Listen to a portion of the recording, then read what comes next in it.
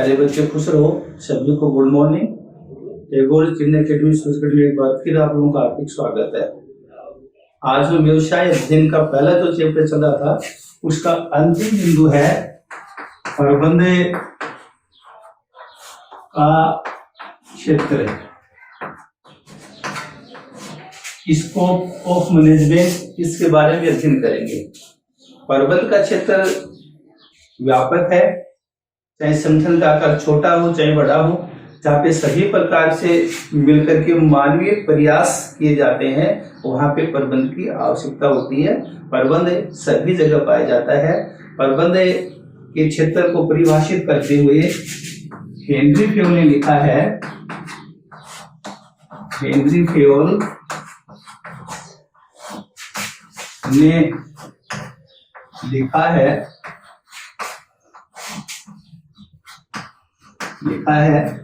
प्रबंध एक सार्वभौमिक विज्ञान है।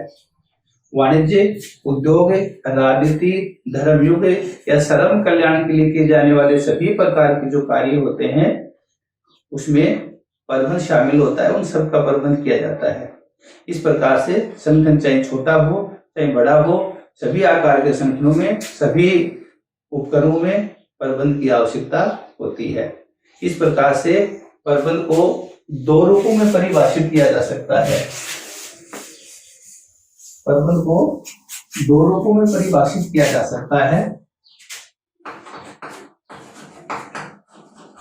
प्रबंध का क्षेत्र, इसको हम दो भागों में बांट सकते हैं। एक है प्रबंध का क्रियात्मक क्षेत्र और दूसरा आता है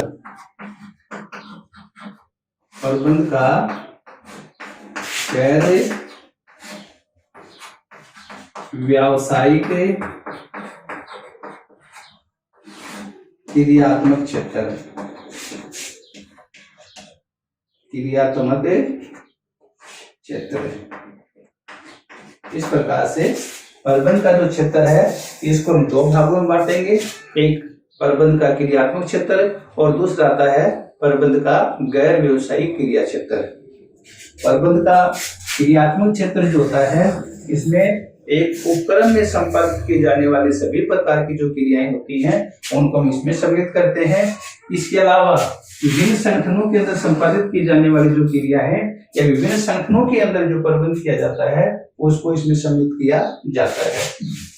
तो इसके अंदर प्रबंध का क्रियात्मक जो क्षेत्र आता है, प्रबंध का क्रियात्मक क्षेत्र जो आता है, क्रियात्मक क्षेत्र व्यवसाय से संबंधित सभी प्रकार के जो पक्षकार होते हैं, सभी प्रकार के जो वर्ग होते हैं उनको व्यवसाय से बहुत ज्यादा अपेक्षाएं होती हैं। जैसे अंशधारी है या ग्राहक हैं या कर्मचारी हैं या सरकार है, इनको एक व्यवसाय से बहुत सारी अपेक्षाएं होती हैं। अंशधारी चाहते हैं कि साहब उनकी पूंजी में वृद्धि हो, ग्राहक चाहते हैं कि साहब उनको अच्छी किस्म की वस्तुएं मिले, कर्मचारी चाहते हैं उनको ज्यादा वेतन मिले, सरकार चाहती है उसको ज्यादा टैक्स मिले। इस प्रकार से व्यवसाय का जो प्रबंध करते हैं उस वर्ग के जो विशेषज्ञ होते हैं या पेशेवर विशेषज्ञ जो व्यक्ति होते हैं उनके द्वारा प्रबंध किया जाता है और सभी इनका ध्यान रखते हैं। इस प्रकार से प्रबंध का जो क्रियात्मक क्षेत्र होता है उसको तीन भागों में बांटा जाता है। प्रबंध का जो क्रियात्मक क्षेत्र होता है उसको तीन भागों में बांटेंगे। व्यावसायिक प्रबंध का क्रियात्मक क्षेत्र, दूसरा है गैर व्यावसायिक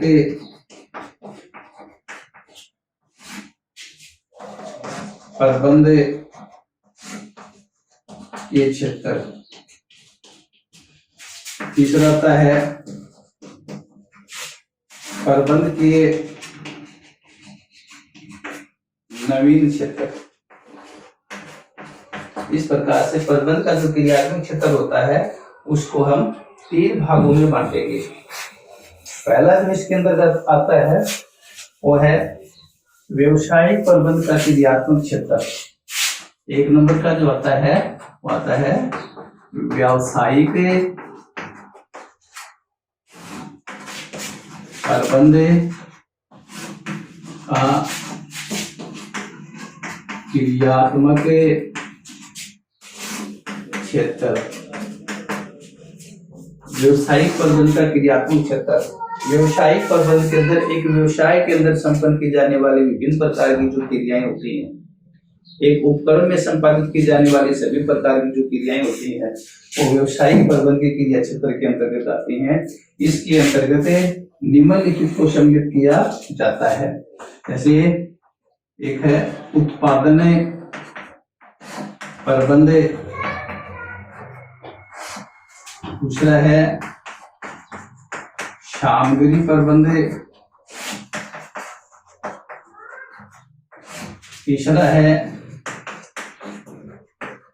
विपणन प्रबंध, चौथा है वित्त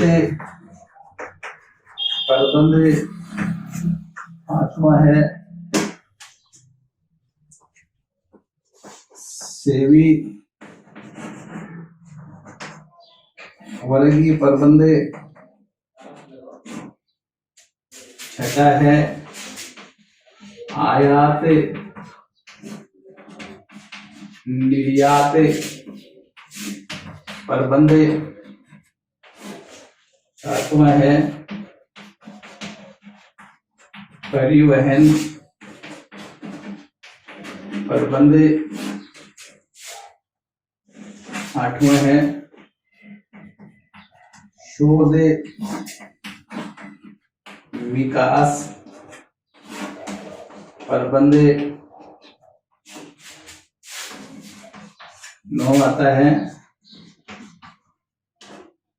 लेखांकन प्रबंध। इस प्रकार व्यवसायिक प्रबंध का जो क्रिया क्षेत्र होता है उसके अंतर्गत उपक्रम में संपादित की जाने वाली सभी प्रकार की जो क्रियाएं होती हैं उसमें सम्मिलित किया जाता है। पहला होता है उत्पादन प्रबंध। उत्पादन प्रबंध के अंतर्गत संगठन में या इस शाखा के अंतर्गत हम नियोजन है, संगठन है या उत्पादन की गुणवत्ता है, किस्म है, आकार है आदि कुछ में सम्मिलित किया जाता है। दूसरा है सामग्री प्रबंध। सामग्री प्रबंध के अंदर विषय वस्तु जो होती हैं या उत्पादन जो होता है उसका क्रय विक्रय किया जाता है, उसका रख रखाव है, उसका प्रबंधन है, उसका मेंटेनेंस है। इस प्रकार की जो बातें आती हैं वो इसके अंतर्गत आती है। तीसरा था विपणन प्रबंध। विपणन प्रबंध क्या होता है? विपणन प्रबंध होता है वस्तुओं और सेवाओं को उत्पादन केंद्र से लेकर के उपभोक्ता केंद्र तक पहुंचाने के लिए की जाने वाली सभी प्रकार की क्रियाओं का जो प्रबंध होता है वो वित्त प्रबंध, विपणन प्रबंध के नाम से जाना जाता है। विपणन प्रबंध के अंदर वस्तुओं के विक्रय का प्रबंध करना, वस्तु की जो वितरण प्रणाली है प्रत्यक्ष अपनाएंगे या प्रत्यक्ष किस प्रकार से वस्तु को बेचेंगे, किस प्रकार से उपभोक्ताओं की जानकारी करेंगे, सभी प्रकार का प्रबंध इस शाखा के अंतर्गत किया जाता है। ये आता है वित्त प्रबंध। वित्त प्रबंध होता है व्यवसाय के अंदर पूंजी का प्रबंध करना। व्यवसाय में किन स्रोतों से वित्त प्राप्त करेंगे, कौन सी व्यवसाय के लिए सस्ते रहेंगे, किस प्रकार से वित्त का आवंटन करेंगे, किस प्रकार से उसके ऊपर नियंत्रण करेंगे, वित्त को किस प्रकार से कैसे संसाधनों में लगाया जाए ताकि उसका रिटर्न जो होता है, प्रत्याय जो होता है वो सही प्रकार से मिल सके। तो वित्त प्रबंध शाखा में इसका अध्ययन किया जाता है। विवरणीय प्रबंध जो होता है इसको हम कर्मचारी प्रबंध के नाम से भी जानते हैं। कर्मचारियों से संबंधित सभी प्रकार के कार्य, भर्ती, चयन, प्रशिक्षण, मूल्यांकन, पदोन्नति, कर्मचारियों की समस्याओं का निवारण वगैरह सभी से किया जाता है। इसके बाद में आता है आयात निर्यात प्रबंध, वस्तुओं का आयात निर्यात प्रबंध करने के लिए इसके अंदर व्यवस्था की जाती है। इस शाखा के अंदर आयात निर्यात से संबंधित सभी प्रकार की व्यवसायिक जानकारियां होती है, उन सभी का प्रबंध इसके अंदर किया जाता है। परिवहन प्रबंध के अंदर आता है कम वस्तु, सेवाएं या व्यक्तियों को, माल को एक स्थान से दूसरे स्थान पर पहुंचाने के लिए कम समय और कम लागत के अंदर प्रबंध करना। शोध प्रबंध होता है कि व्यवसाय के अंदर नवाचार, नवपरिवर्तन, नई नई जो टेक्नोलॉजी होती है उसका प्रयोग करके व्यवसाय को और परिवर्तन करके आगे की ओर बढ़ाना, इसमें सम्मिलित किया जाता है। और लेखांकन या लेखाकरण प्रबंध होता है, इसके अंदर हिसाब किताब रखना, संपत्तियों का लेखा जोखा करना, राशियों के हिसाब किताब रखना, सभी प्रकार के जो आर्थिक संबंधी क्रियाएं होती है व्यवसाय से, व्यवसाय की जो आर्थिक स्थिति किस प्रकार से, सभी प्रकार की जो लिखा पढ़ी होती है वो इसके अंतर्गत आती है। इस प्रकार से ये सभी प्रकार की जो क्रियाएं होती हैं ये एक व्यवसाय को ऊपर से सम्मिलित होती हैं, इन सभी को इसके अंदर सम्मिलित किया जाता है। दूसरा जो इसके अंदर बताता है वो है गैर व्यावसायिक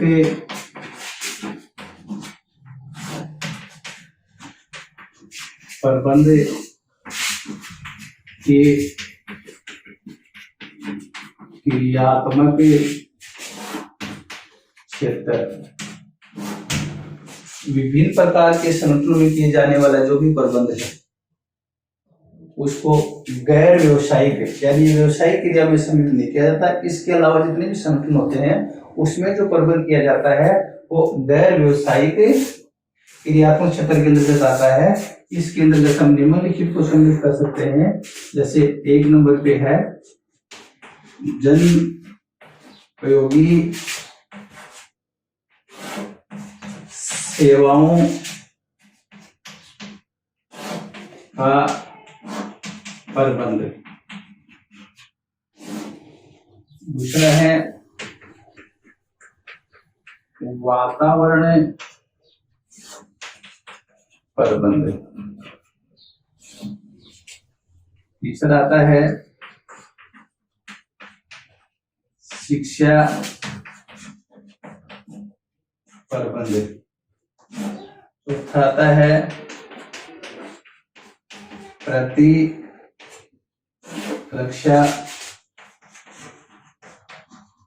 प्रबंध।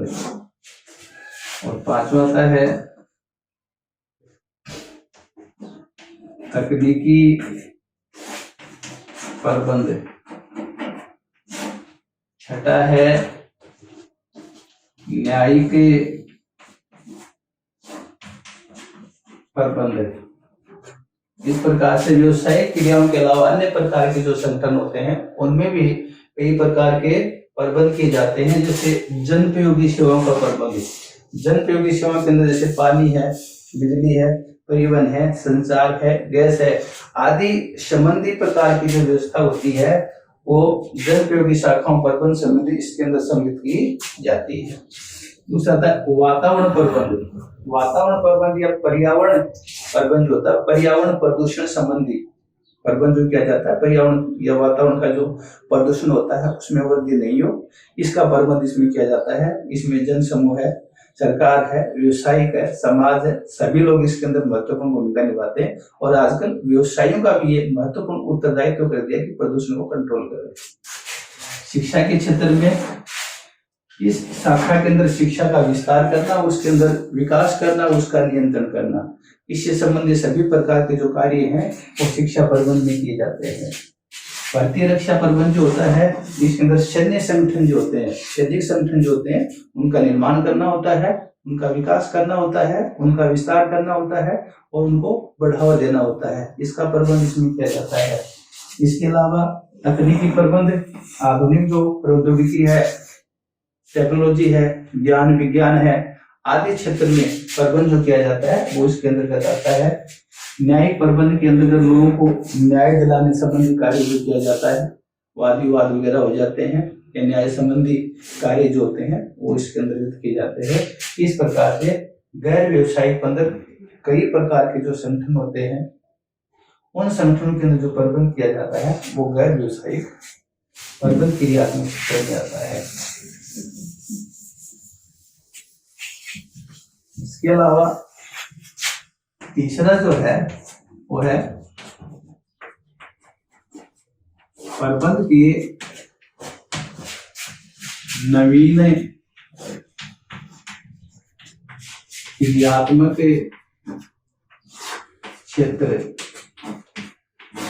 प्रबंध के नवीन क्रियात्मक क्षेत्र, आज नए नए जो विकास हो रहे हैं, नव प्रबंध का जमाना है, नई प्रौद्योगिकी का जमाना है, व्यवसाय का क्षेत्र काफी व्यापक हो गया है। तो आज भी कई क्षेत्रों के अंदर नए नए परिवर्तन देखने को मिलते हैं। जैसे इसके अंदर जो महत्वपूर्ण है, 1 नंबर पे है सार्वजनिक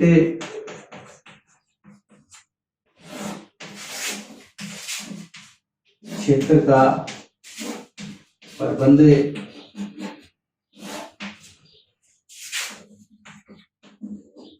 उद्यमिता प्रबंध, उद्यमिता प्रबंध है। उसके बाद में आयात निर्यात प्रबंध। इसके अलावा इसमें समय प्रबंध,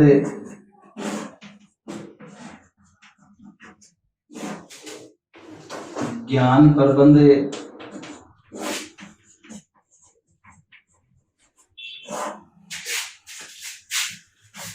लघु व्यवसाय प्रबंध,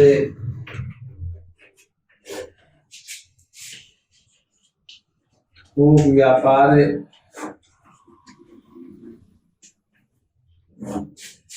व फुटकर व्यापार प्रबंध, विनियोग प्रबंध,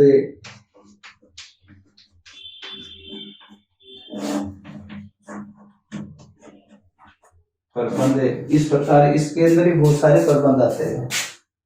सार्वजनिक क्षेत्र के जो उपक्रम होते हैं जिसका प्रबंध संचालन केंद्र सरकार के द्वारा होता है, देश की अर्थव्यवस्था में महत्वपूर्ण भूमिका निभाते हैं, उनका भी प्रबंध किया जाना बहुत आवश्यक होता है।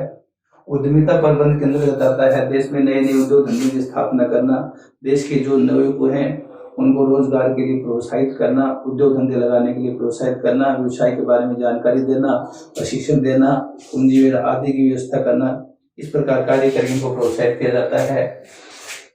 आयात और निर्यात के अंदर भी देश के व्यापारी होते हैं, उनको प्रोत्साहित किया जाता है, आने वाली जो समस्याएं होती हैं उनका निवारण किया जाता है। समय प्रबंध भी होता है, कहते हैं जिसने समय नियोजन करना सीख लिया, मानव जीवन जीने की कला सीख लियो। इस प्रकार से सही समय का नियोजन करना भी बहुत जरूरी होता है। ज्ञान प्रबंध सबसे जरूरी होता है, ज्ञान जिसके आधार पर एक अच्छे प्रबंध की व्यवस्था की जा सकती है, इसलिए महत्वपूर्ण है प्रबंध को में ज्ञान का होना, योग्य होना, श्रेष्ठ होना, उनमें दक्षता का होना, तभी सही प्रकार से प्रबंध कर पाएंगे। इसी प्रकार से देश में लघु व्यवसाय होते हैं, बड़े बड़े उद्योग धंधे अर्थव्यवस्था के जो नींव होते हैं वो लघु व्यवसाय होती है, तो सरकार के द्वारा इनको भी काफी सहायता प्रदान करके इनका प्रबंध किया जाना चाहिए।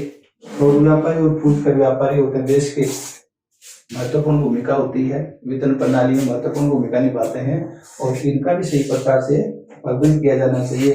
इसके अलावा विनियोग प्रबंध ये बहुत ज्यादा महत्वपूर्ण होता है, देश की अर्थव्यवस्था में महत्वपूर्ण भूमिका निभाते हैं।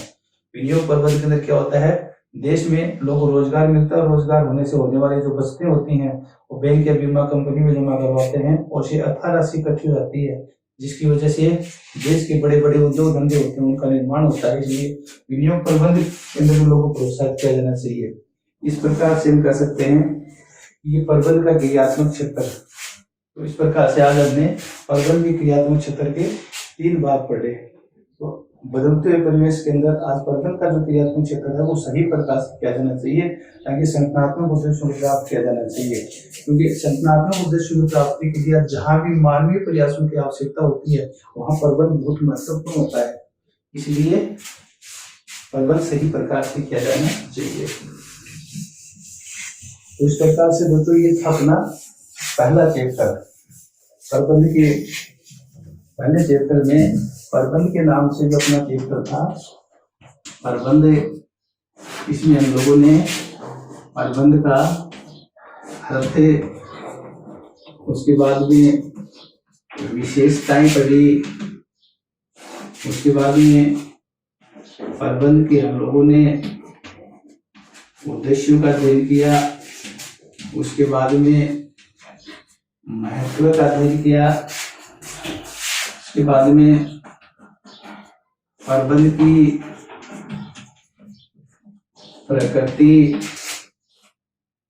और उसके बाद में प्रबंध का क्षेत्र। ये चीजें पाठ में मैंने आपको बताई है।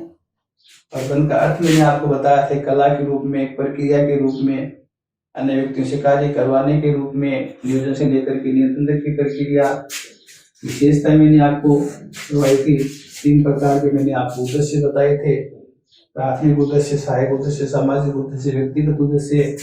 महत्व भी 2 प्रकार से बताए थे मैंने आपको, एक उदारीकरण के पश्चात और उदारीकरण के पहले, और एक अन्य महत्व है प्रबंध की प्रकृति के बिंदु बताए थे। इसमें प्रबंध एक भूमिका के रूप में, कला और विज्ञान के रूप में, प्रबंध एक पेशे के रूप में, और प्रबंध एक